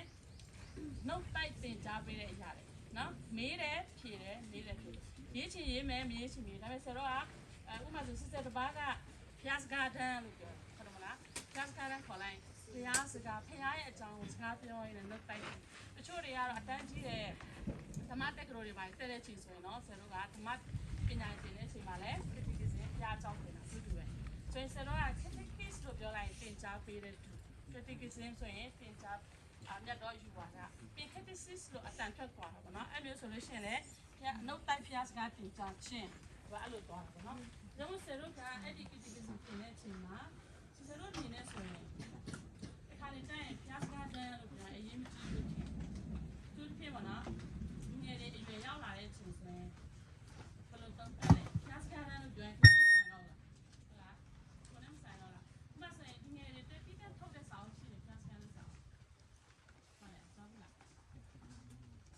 youth ဆိုတာလေ youth ငယ်လို့သင်ပေးတဲ့ကိစ္စကိုစာအုပ်ဒီစက်နံပါတ်နဲ့လာညနေရခေါ်လိုက်စာအုပ်ရှိလို့ရှိရင်တော့ဒီလိုပေးချက်ချင်နော်ဒါကြောင့်မို့ဆရာတို့ကအခုကဒီဖျားစကားလေးကိုသင်လာတဲ့အချိန်မှာဒီမှာအပြင်ပြီးသွားပြီဆိုတော့ဒီလိုလို့ပြန်လို့တက်ရှင်တွေကိုယ့်ရဲ့အတိအကျန်တွေနားရကြတဲ့အချိန်ကြီးပေါ့နော်ဆရာတို့ဖျားဆောင်လေးနိုင်ရမှာအားလုံးစုတောင်းရှိတယ်ဒါကြောင့်မို့ဒီမှာဆက်ဆက်ကစိန်ပေါ်ကပြောတာပေါ့နော်ဒီမော့တီဟောဝါဒစာပထမဆောင်မှာပြောထားတယ်ကိုတော်ကြီးတဲ့လူပေါင်းတို့အားကဲတင်ချင်းခံရစေရနဲ့သမာတရားတော်ကိုသိနာလဲစေရန်အလိုရှိတော်မူသည်တဲ့အဲ့ဒါကလေးတွေ့မဟုတ်ဘူးကြည်ရဲ့ချီဟုတ်မလားဖြစ်တော်ရှင်ကိုယ်တိုင်ပြောထားတဲ့စကားဖြစ်တယ်ဒါကြောင့်မို့ဆရာတို့ကဘု ရားစကားတင်ချမှုကငယ်တဲ့ချိန်မှာအရေးကြီးတယ်အတိတ်ရရလာများလည်းတင်ရမယ်နောက်ပြီးလို့ရှိရင်အသင်းတော်ရဲ့ Vatican Council နော်တရားချိန်များ Vatican သမဏိနာခံမှာလည်းပြောထားတယ်ဘုရားစကားတင်ကြားခြင်းအဆိုရင်တဲ့မရှိမဖြစ်လောက်ဆောင်ရမယ့်အရာပြီးလို့ရှိရင်အရင်အရေးကြီးတဲ့ခိုင်ကဏ္ဍဖြစ်တယ်အထူးသဖြင့်အသင်းတော်ရဲ့ယုံကြည်ခြင်းဆိုင်ရာပြန်လဲစမ်းတစ်ပြုပြင်ပြောင်းလဲတဲ့ချိန်ပေါ့နော် Second Vatican Council မှာအများကြီးပြောင်းလဲသွားတယ်အရင်တော့က First Vatican Council ကနေချမှတ်ခဲ့တဲ့အရာတွေမှာတချို့ဆိုရင်ခရီးတင်ထောင်ထားပြီးမဲ့လူရှိတဲ့အတွက်ကြောင့်လူရဲ့အကျင့်ချပြတ်စားမှုကြောင့်ပေါ့အမျိုးမျိုးအားနေသွားတယ်ထုံးဝိနည်းတွေပါလေရောင်းပြန်ဖြစ်လာတယ်အများကြီးပေါ့နော်ညော့သွားတယ်အဲ့ဒီယုံကြည်ခြင်းကိုပြန်ပြီးတော့အတိတ်ကပြန်လဲစမ်းတစ်ပြုပြင်လာတဲ့အချိန်မှာကေတီကစင်ကအရင်ရေးကြည့်တဲ့ခါကျမှပါတယ်ဆိုဆယ်တို့ကသိရမယ်။ဒါကြောင့်မို့သူကတော့ဒီတစ်ခုကကျွန်တော်လိုက်ရင်းနေရေးပါစီဖတ်ပြီးဒါစာအုပ်မှာဒီစာအုပ်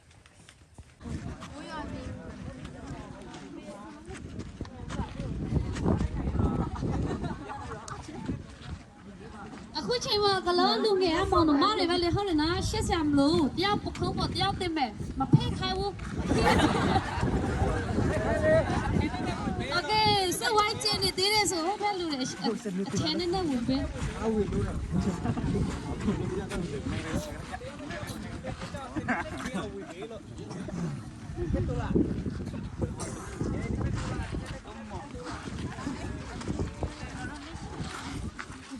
အစီခေရတဲ့ဘောကဘာဝကိုစပြောပြနော်ပန်းတီးလို့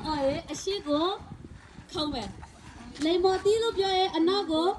ခုံးမယ်ပြီးငပြောတီးလို့ခေါ်ရင်အနောက်ကို90 degree လဲမယ်ပြပါမယ်90 degree အနောက်လဲမယ်ပြီးလို့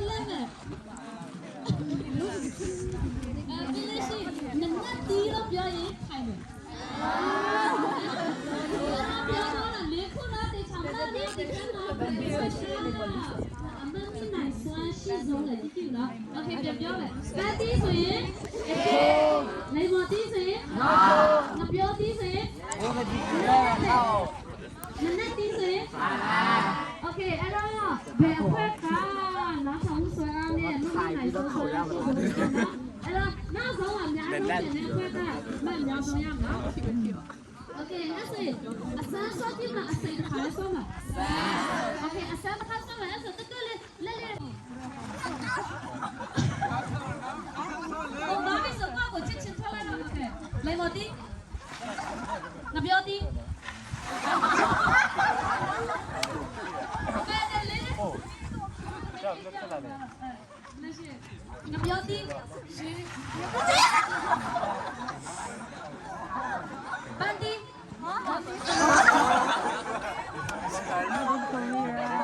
Nanti. Bandi. Bandi. Limoti. Limoti.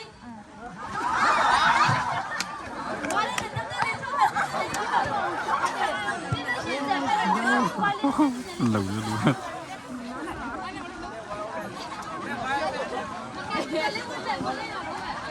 Để phải em nhớ dấu chậm lại chính xác.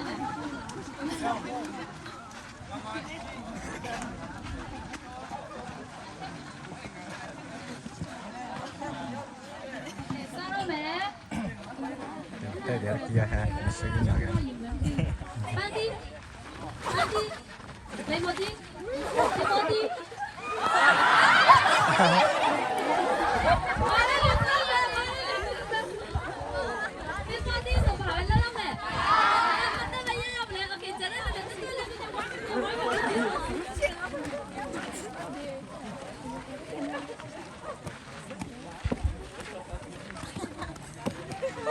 Okay, ready? Lấy một đi. Bạn đi. Lấy một đi. Lấy một đi. Ngập vô đi. Nấn nét đi. Bạn đi. Bạn đi. Lấy một đi. Nấn nét đi. Lấy một đi. Bạn đi. Nấn nét đi. Okay. Okay, now go to combination. So what are you doing now? Okay, me come. Okay, Timothy then is the top of me, huh? 班迪，班迪，班迪，雷莫迪，班纳迪。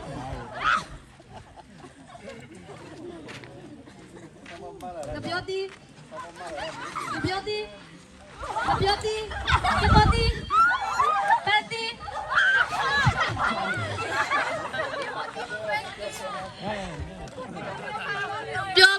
ပြောပြီးပြီโอเคအဲ့ဆိုအခုကျန်တဲ့လူကိုပဲလူဦးရေတစ်ချက်လောက်ယူမလားအဖွက်တစ်ဒီဘက်မှာနေပဲမယ်အဖွက်တစ်အဖွက်နှစ်အဖွက်သုံးအဖွက်လေးအဖွက်ငါโอเคအဖွက်ဘယ်လောက်လဲတေးကနေရအဖွက်သုံးကတော့ရအဖွက်ငါကမလေးအဖွက်ဒီအဲ့ဆိုဒီကနေရအဲ့ဆိုတော့ဒီအဖွက်တော့က3ရအများဆုံးကျန်သွားတဲ့အတွက်အဖွက်တော့ကပထမရရှိသွားပါလေ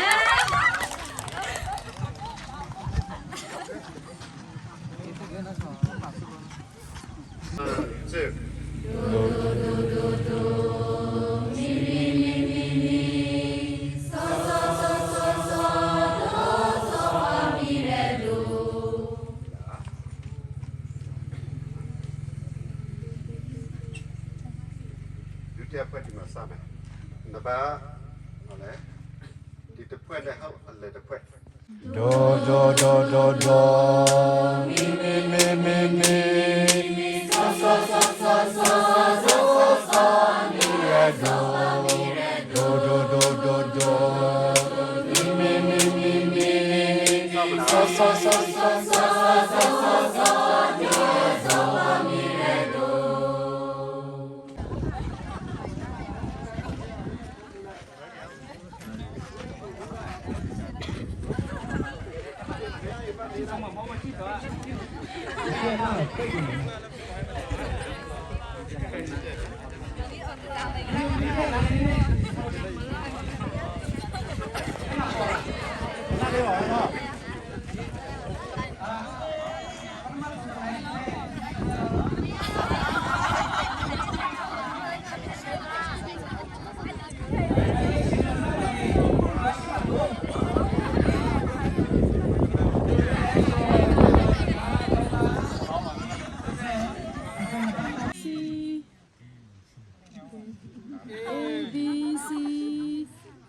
score A B C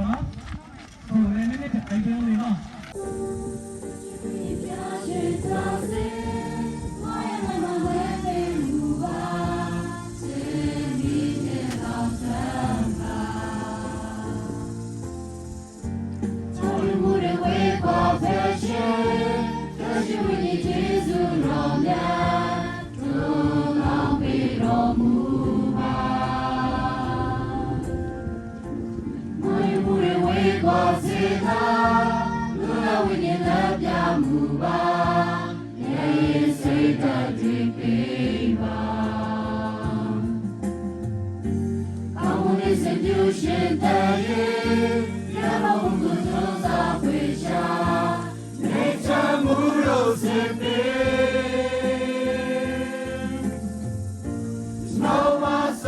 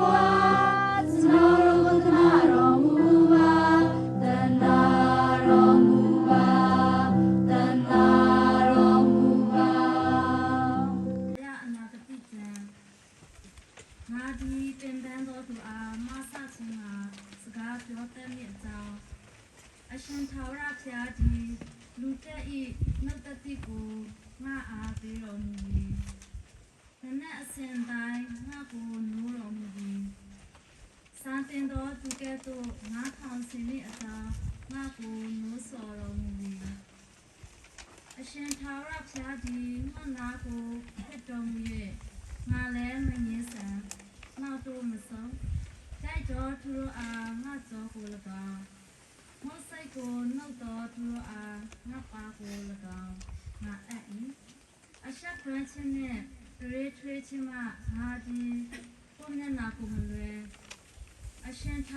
ားဒီငါကိုဆောင်းမတော်မူလိမ့်မည်ထို့ကြောင့်ငါမရှုံးရသည်ဖြစ်၍ကိုမျက်နာကိုမိကြောက်ကဲ့သို့ထားလျက်ရှက်ကြောက်ခြင်းသို့မရောက်ရဟုငါသိ၏ငါကိုအပြစ်လွတ်တော်သူသည်အနီးမှာရှိ၏အဘယ်သူသည်ငါနှင့်တရားတွေ့မည်တာ၍နေကြကုန်အဘယ်သူသည်ငါနှင့်ရန်ဘက်ဖြစ်မည်ထိုသူသည်ချီးကပ်စေကြည့်ရှုလောအရှင်ထာဝရဘုရားသည်ငါကိုဆောင်မတော်မူသည်အဘယ်သူသည်ငါကိုတရားရှုံးစေမည်ထို့သောသူအပေါင်းတို့သည်အဝတ်ကဲ့သို့ဟောင်းလွှမ်းခြင်းတို့ရောက်ကြလိမ့်မည်ကိုယ်ကိုက်စားခြင်းကိုလည်းခံကြရလိမ့်မည်ဤဒီကဘုရားသခင်နှုတ်ကပတ်တော်ပေသည်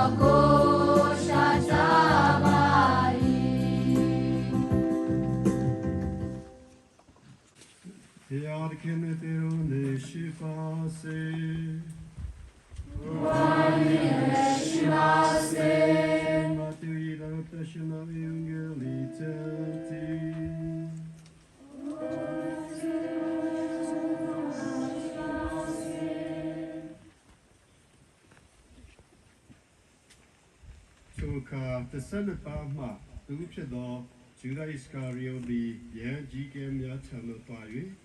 so to go to no letter a channel at billion, the no the channel are Midi Yago, Bemini, who so the Rodi 2 are waiting at Tongse, be like Chai,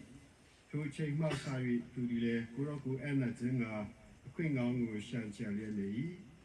The silver powder of Palmo, where I pack Monday night, the video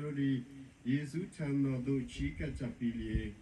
Grody Pascapwe, Yasago Tongsaya, Vidago, Midi Iliari, Jason Selo the Nigu, Misha Chai, Rogale, New Reshi, Imido Butano, Wachayu, Sayarkin Malaidiga, Guy Chain Nibi, Guy the Vidari to Thing a night, Pascapwe, go Chimba Mi, who 2 are your chachalo, who made Tomui. So called video the Miro are Yesu, made much of the guy, you love Charlie, pass halfway to go chamber, yes, in Charlie. Yache Yadoka, Crowdy, the video, the center bar on it, do